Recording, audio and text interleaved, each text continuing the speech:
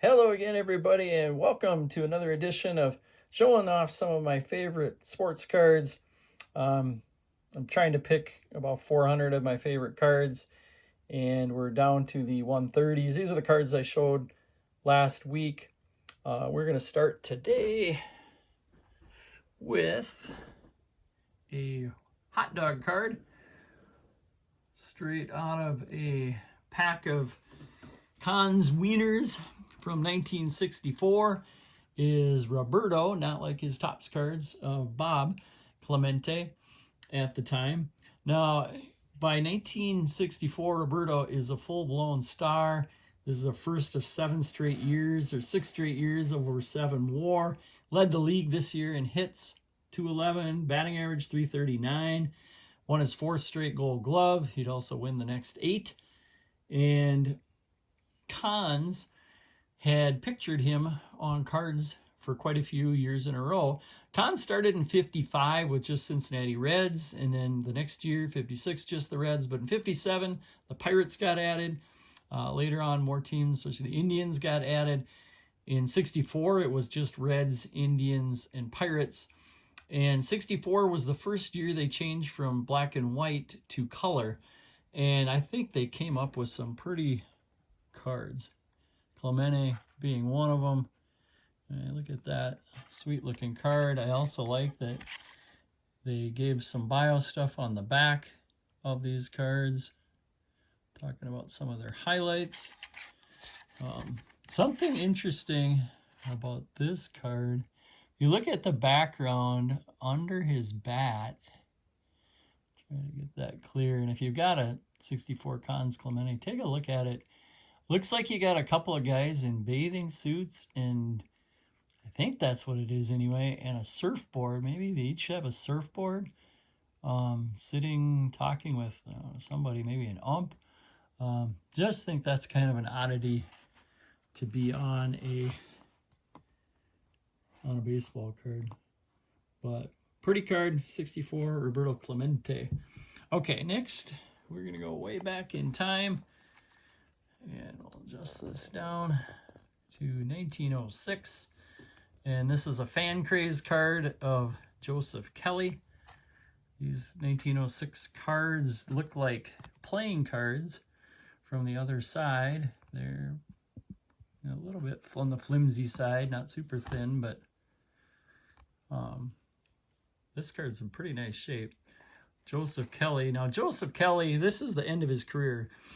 1906 is basically the last year of his career with the Reds, but he started with a lot of good years with the Baltimore Orioles. At that time, the Orioles were part of the National League, and that Orioles team had 6 future Hall of Famers. They got John McGraw. They got Hit 'Em Where They Ain't, Wee Willie Keeler.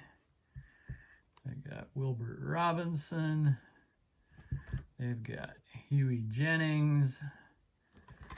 They've got Dan Brothers. And then they've got Joseph Kelly. Now, granted, 3 of those 6 ended up in the Hall of Fame because of their managing careers, but they were also really good players as well. And those teams, as you can figure, were pretty good. The Orioles had the best record in the National League in 1894, 1895, 1896, records like 90 and 39. They also were second in the league the following 2 years. And then all 5 of those years, Joseph Kelly went over 100 RBIs. That was like thinking about 130 games. His batting averages in those years, 393, 365, 364, 362. One of the years he led the league in stolen bases with 87, and this is as a left fielder, first baseman. Then he ended up some with the Brooklyn Dodgers. In his career, he went just over 50 WAR, had 2,200 hits, 317 lifetime batting average. Joseph Kelly. All right, next card to show is one of my favorite players and one of my favorite sets. It's the Kareem Abdul-Jabbar from the 1972-73 basketball set. Now, I'd love to have a Abdul-Jabbar, Lou Alcindor at the time rookie, but I don't, so this gets to be his representative card. But it's a card I love. I know I've told this story once before, but that is the first cards that that I ever set eyes on, were these 72, 73 Topps basketball cards. And not because I found them at the store, but I thought at the time it was Frosted. I thought it was Frosted Flakes when I was thinking back, but it was Wheaties boxes. They had an advertisement on the back of Wheaties boxes that you could get a pack of 36 cards for 50 cents. And so, I definitely showed interest in sports, especially in basketball being one of those. My mom, so she must have sent it in. And it sounded like the packs, instead of having 36, actually had 50 cards in them for 50 cents. So a pretty good deal. Now, Kareem was not one of the cards I got in there, but I got a Wilt Chamberlain. I remember Dave Bing, a few other, just cool looking cards. Later on, I ended up getting this set because that, just was one of my favorites, being my first cards. But Kareem, you can see at this time, he's just 3 years into the league and pretty dominant. In fact, they talk about here, formerly known as Lou Alcindor, was the NBA's MVP that season, that 71-72 season. And bottom there at 7-2, he's the game's most dominant player. So there's no ifs, ands, or buts about it. He's just the best player in the league. Now, he was somebody, he came out of high school so highly touted that at the time, there were a lot of southern universities that were still segregated at the time. They wanted Kareem. They would have desegregated just for him. He ended up signing with John Wooden's UCLA team, of course. And that freshman season, freshmen weren't eligible to play varsity basketball, so he plays on the freshman team. Now, their first game was against the varsity UCLA Bruins, and that UCLA Bruins varsity team was number 1 ranked in the preseason polls. They'd come off 2 straight collegiate NCAA titles, but the freshman team beat them, what was the score, 75-60, beat them by 15 points, led by Alcindor's 31 points, 21 rebounds. So the best team in college basketball wasn't the varsity UCLA Bruins, it was the UCLA Bruins freshman team. Now, in his 3 eligible years with UCLA, he was player of the year all 3 times, won national championships all 3 times, was the most outstanding player in the tournament all 3 times, ended up with the dunk being outlawed after his sophomore season.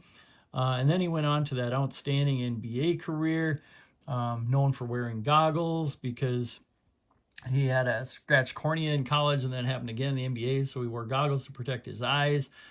Just recently, just last year, actually, LeBron James passed him as the all-time leading scorer in the NBA. He's also known as an activist against things like racism. He authored a whole bunch of books, many on Black history, and he's been in a ton of movies, most notable as a co-pilot in the movie Airplane, which I thought was a pretty cool movie. Now, the thing he's probably most known for is his sky hook that was a thing of beauty, but it was also unguardable, and the main thing that afforded him to be able to play into his 40s. So Kareem Abdul-Jabbar on a cool-looking card where the ball looks about the size of a volleyball in his hand. All right, next we are going to go to 1969 Topps, and this one makes my list kind of similar to last week, this 67 Ernie Banks making my list, just because it's a card of beauty. Great smile, great color, just a cool card. 69 like 67, most of the card taken up with the picture. They've also got these really colorful backs. You think of that era, Brooks being one of these, of just good guys that were also Hall of Fame great players. Guys like Ernie Banks, Frank Robinson, Roberto Clemente, Bob Gibson, Al Kaline, Hank Aaron, Sandy Koufax, Harmon Killebrew, Lou Brock. Just quality, nice human beings, and a reason that this card gets on my list. Cool looking card. And then the last one we're going to talk about today is Hall of Famer Billy Williams on his 1966 Topps card. Now, this is a really tough card because it's a high number card. High numbers in 66 were tough. He was a single print high number card. And then you get the centering issues. Now this card, I think, came out centered really nice. Beautiful corners.